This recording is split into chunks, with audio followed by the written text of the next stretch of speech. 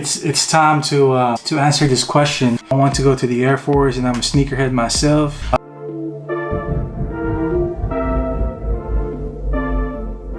3 days later. Question number 3, cons of being a sneakerhead in the military. Can't really say a lot of cons about being a sneakerhead in the military. The only thing that I really see that would be a con when we deploy or we go on TDYs or we're stuck at work during like a release day. Doesn't really matter for me because I don't really win shoes on the sneakers app. The factor of you being deployed and not being able to get shoes will get eliminated because of the connections that you have. So perfect example of a con being not a con anymore. This Bread Yeezys right here. A week or two before my birthday, I posted something on Facebook that for my birthday I would like to be able to buy the Yeezy 350 V2s. The next thing you know, on my birthday, the release day, I couldn't get them. I was at work and the internet connection wasn't that great. One of my Air Force sisters hit me up and they said, hey bro, like I got you the Yeezys for retail, and I was like, oh my god. So it really made my day. It just depends on the type of friends that you have and the type of friends that will be willing to go an extra mile just for you to get the shoes that you like, because you're deployed. But I've said this like multiple times, but being in Spokane, I was there for over 7 years. What we would get are like the super general release. So when I meet somebody who's like from a different, bigger city, game of course is gonna be way better than mine's. I have no luck in online releases, so I could only depend on the stores, which I met like a lot of friends who work in the sneaker stores over in Spokane, and shout out to you guys. But they know like it's all general release, no Jordan 1s, no Off-Whites or anything like that. They don't really get those. Like, yeah, this also one of the cons, so I almost forgot about that. We all know that what comes with that, man. That's a lot of cons of being in the military when it comes to sneaker collecting. One, moving. You already know when you move, you can lose stuff. Stuff can get stolen. Stuff can get crushed, lost, whatever. So that really sucks about being a sneakerhead in the military. We all know that. Losing connections. When I first got in the military, I was stationed up in Oceanside at Camp Pendleton. I had a few connections there. I got in the mix with people. I moved down here to San Diego, closer to what I thought was a scene. I lost a lot of connects, and that sucked because I did have a solid connect. So yes, moving in the military is not that great when it comes to sneakers, but it could also be good too, because you could go from a place where you don't get anything to a place where you get everything, as it seems that's what's happening to Uncle Obi here, as we all know. It's not too many bad things other than, I would say, moving and losing connects, but you can always get those back if you stay solid with your friends and your company. Biggest con to being a sneakerhead in the military world, I think it's the moving part, because once we move, we have to rebuild our local connections. We have to rebuild our connections within the community. And for some people, that's hard. Nowadays, everything is across social media and a lot of people don't know how to talk to people. But when you move to a new place and you want a sneaker that's being released in your area, you got to know everybody. You have to talk to everybody. You got to be sociable. So I think that's one of the biggest cons, is us having to move a lot and having to rebuild those connections. Also, like here, Abilene, Texas, we don't get nothing. Like the only store we have here is Foot Action, and it's a small Foot Action. We don't get many of the releases. We don't get a lot of the big releases. We don't get Yeezys at all. I've changed my approach to getting sneakers. Everything I get online, or I get from somebody I know in a different city, a different state. A lot of people live in smaller cities, a lot of people live in smaller towns and don't get a lot of the releases. The online community has been huge for me and people like that. The hardest thing that I had to overcome, I think, while in the dorms, you don't have very much space. So if you have a huge collection, it kind of hinders you. And the biggest thing, and I know a lot of sneakerheads talk about this, is when they find houses or apartments and stuff, the first thing they look for is are my sneakers gonna fit?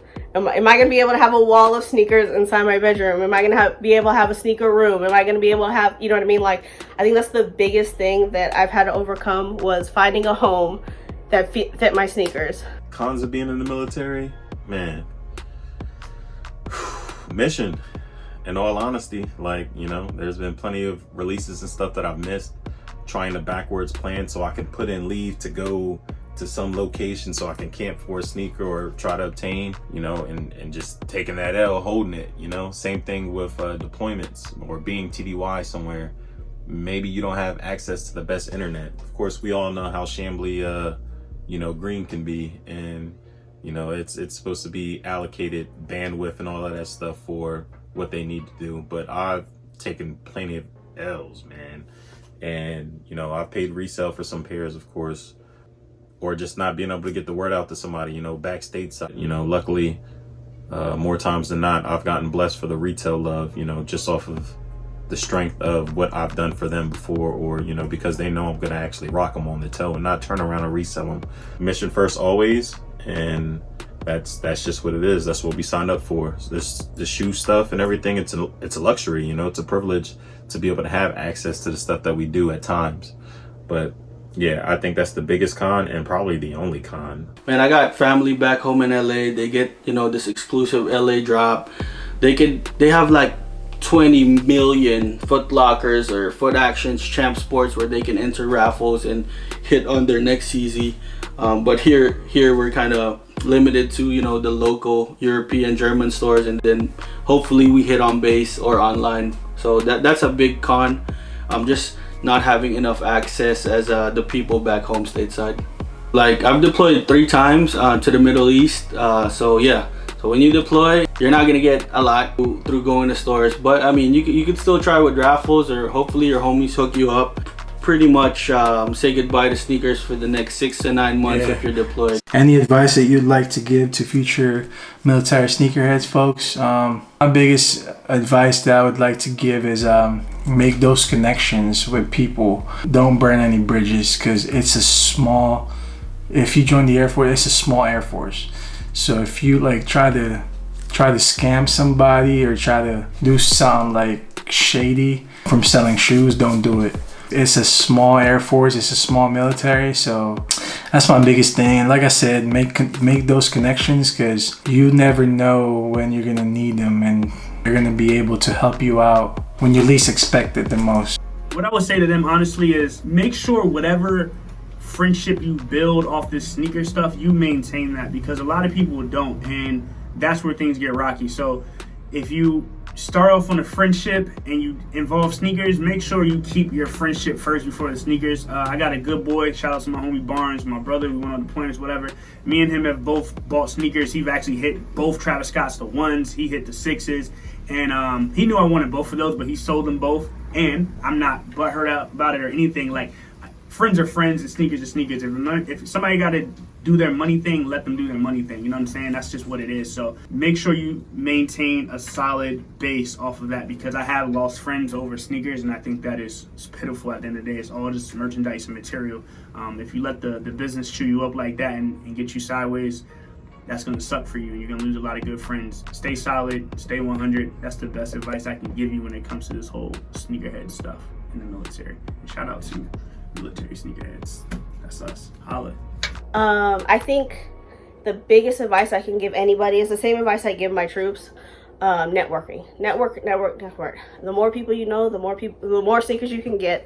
The more connections you have, the more people you talk to, the more you socialize, the more you go to events. Events are huge. Like, you have no idea how huge and like SneakerCon is. Like, how many people you meet, how many people you can get hooked up with, how many people you can, you know, just chop it up with and build a rapport with and learn stuff about people. In the end, people are more willing to help you out. Like, you can call somebody up and be like, hey, you know, I seen that you have this in your store. I seen that you have this in your stock. You think you could hook me up? And they know you, so, you know, they're more willing to help you out. But yeah, networking is huge in life, period.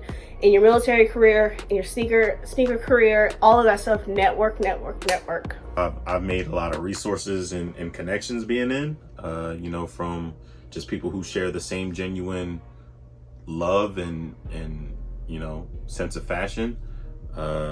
You know, we all just kind of clicked up, you know, having a good time, partying or what have you, and all of that.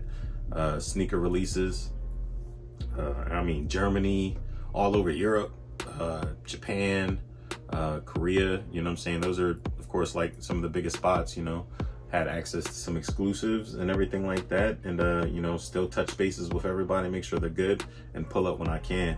You know, people think we're making a killing. Sometimes Nike does be blessing us, but like in store, a lot of the shoes that we're trying to obtain, we can't utilize or discount on anyway.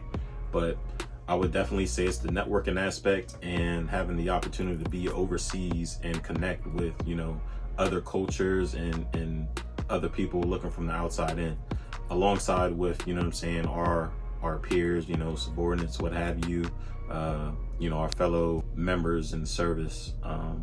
You know, every duty station, I always connect with somebody brand new that's in the sneakers, that's in the, you know, street fashion, that's in the, you know, whatever, video games. You know, it's always a connection of some sort.